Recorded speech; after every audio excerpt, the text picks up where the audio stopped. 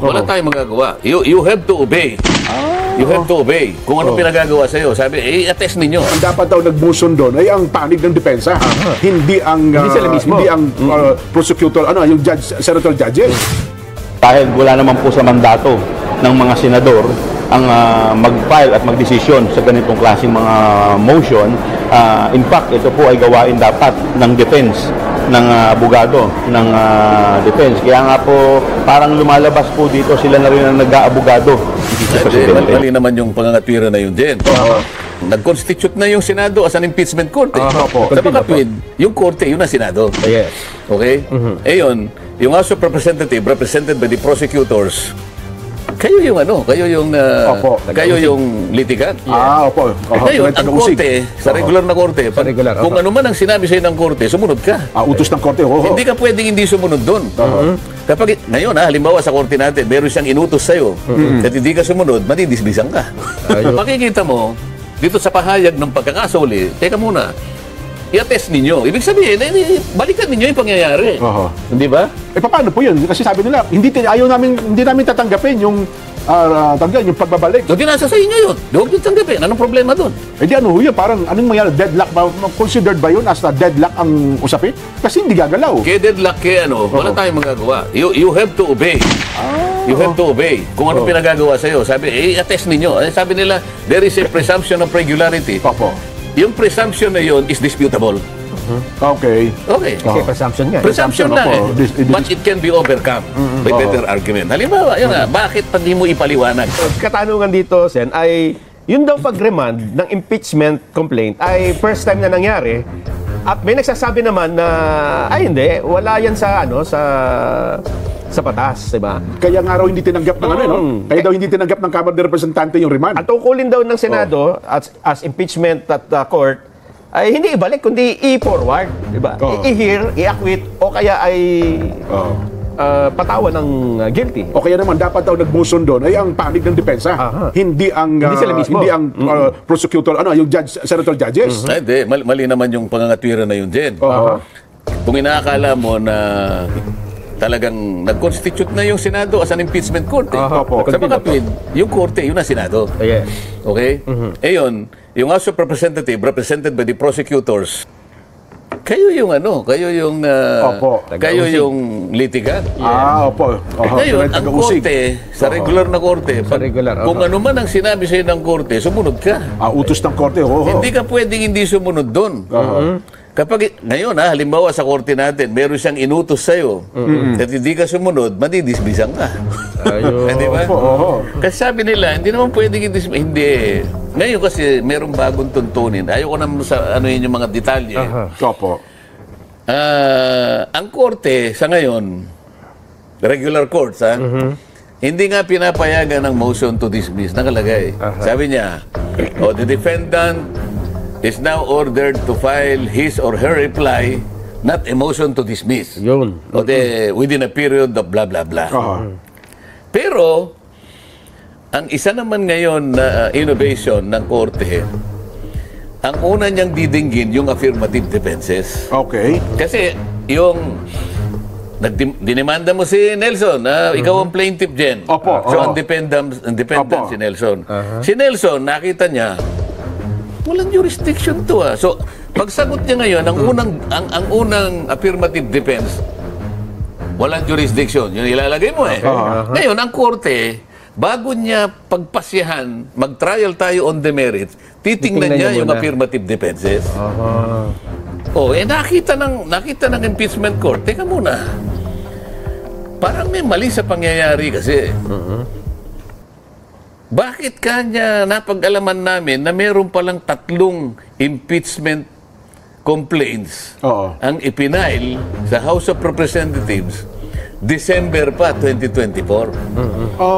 Yung una ipinail ng December 2. Yung isa sumunod December 4. At yung pangatlo December 19. Ngayon, ang tanong ng impeachment court dito, ang kanyang pag-aalala, bakit hindi ninyo nilitigate ka agad dito? Meron kayong sariling proseso Meron din kayong rule sa House of Representatives.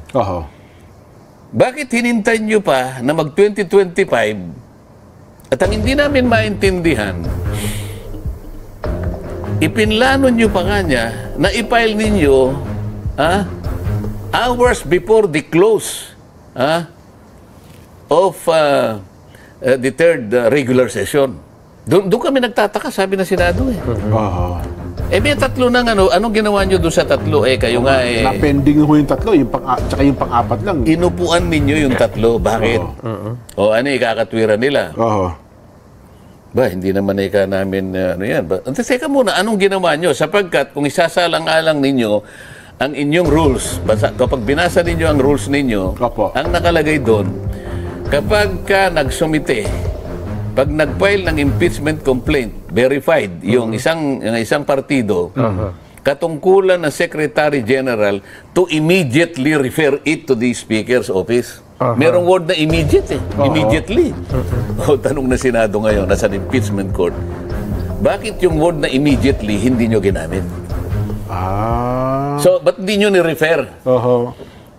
Samantalang... sasabihin ng, sabi siguro, anong pakialam mo doon? Bakit? Hindi, teka muna.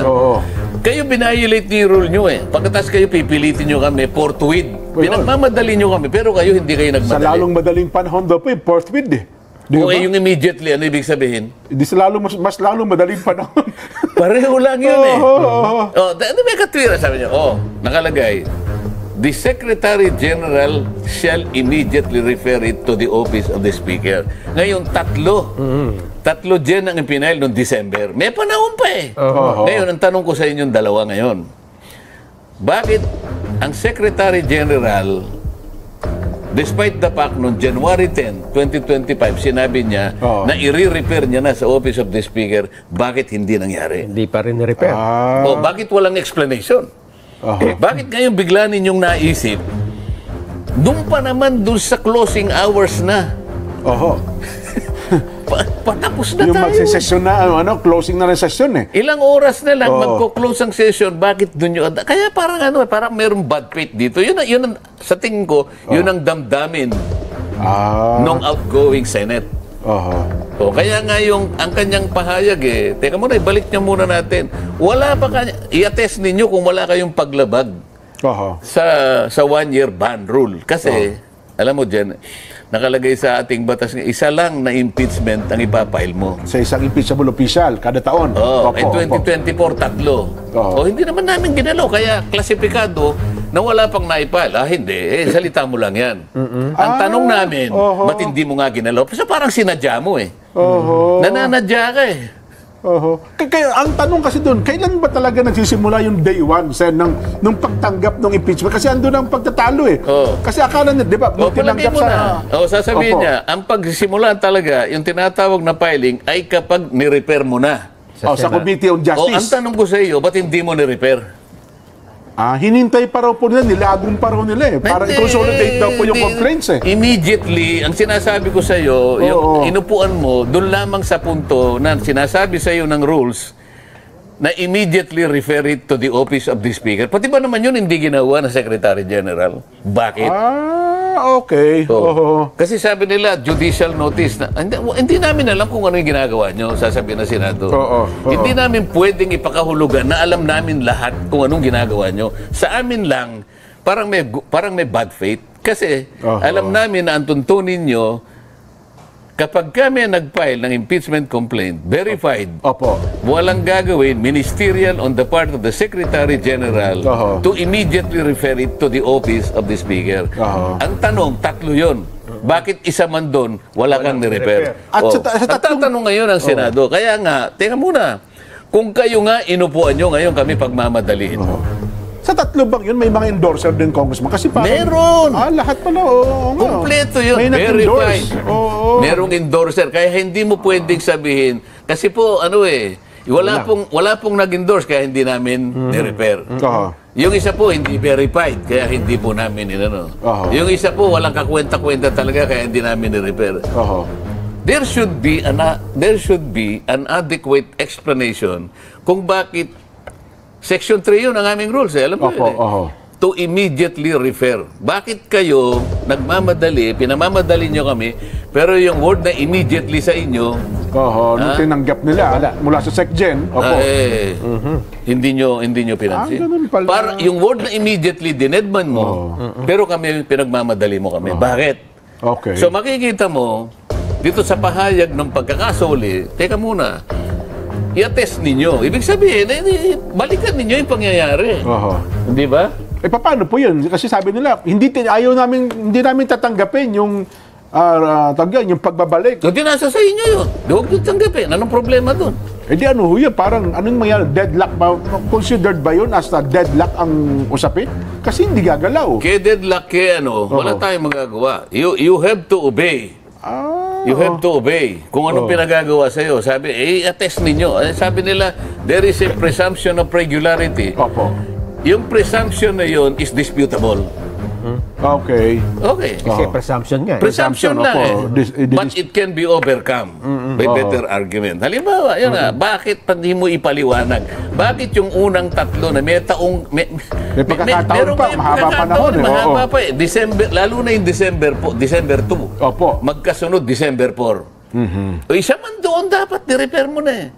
Iniiwasan nyo ba na ma-repair sa Justice Committee sapagkat doon pagtatalunan yung merito kung talagang may substance? Ayaw ba ninyo? Pagtatalunan ng mga miyembro ng Justice Committee. Kasi nung panahon na yon, nung December na yon, member pa ba ako ng Justice Committee o wala na ako?